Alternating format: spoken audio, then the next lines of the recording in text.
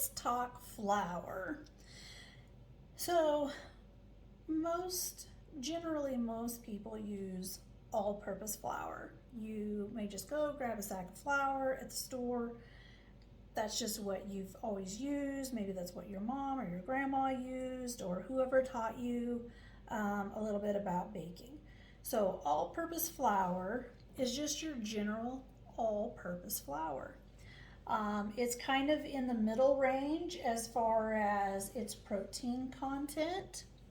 So it's going to create some gluten, but not a ton of gluten. So, and then you have your cake flour, which is pretty much like all-purpose, but it does have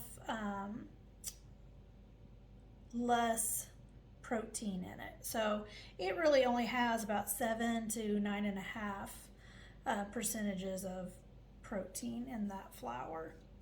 And that's going to give you a tender cake. So if you're making cakes and you want them to be very tender, then use cake flour. Some cakes it doesn't matter, then you can use all-purpose flour. So I use both in cakes. It just depends on what I'm going for. My white cakes, I really like to use the cake flour because I'm really looking for that more delicate, lighter crumb.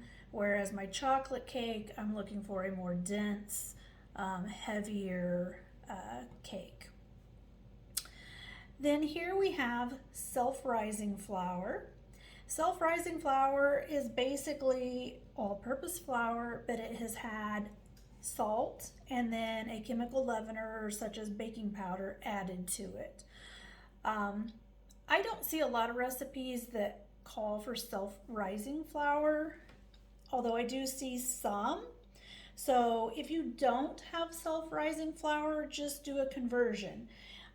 Just know that you need to add some baking powder and salt to your all-purpose flour if your recipe calls for self-rising and you don't have it.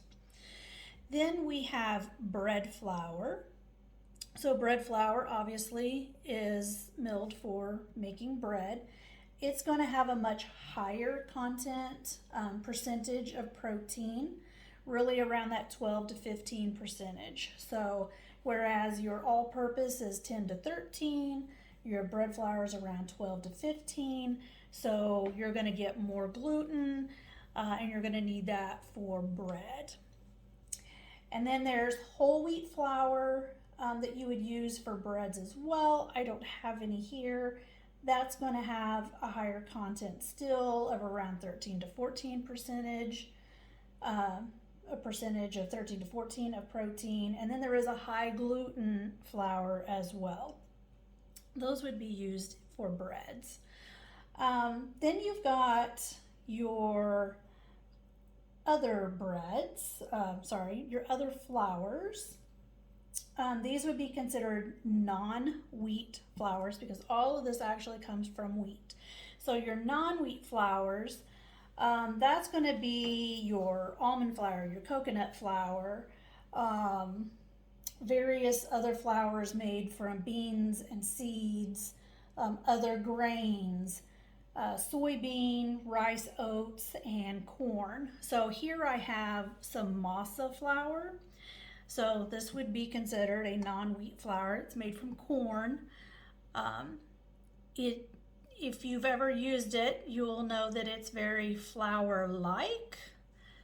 It has a little more texture, like a super, super fine sand, as opposed to just flour. So different from like a corn meal where it's a lot more coarse. Masa is like a corn flour. So that is it on flours. That's the bare minimum basics.